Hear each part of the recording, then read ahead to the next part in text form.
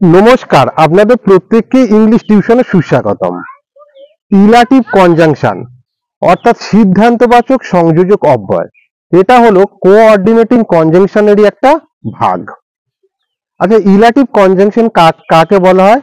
এই ধরনের কনজাংশনে দুটো বিবৃতি থেকে একটা সিদ্ধান্তে আসে, একটা সিদ্ধান্ত গ্রহণ করা হয়। এর একটা উদাহরণ হলো, গৌতম সাহসী বলেই ভয় পায় না। Gautam is a brave man so he does not feel afraid.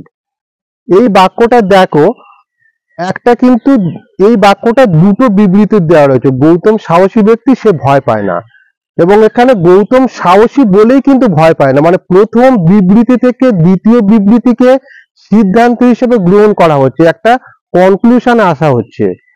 তাই এই ধরনের বাক্যকে বলা হয় ইলাটিভ কনজাংশন বা সিদ্ধান্তবাচক সংযোজক অব্যয়। Thank you.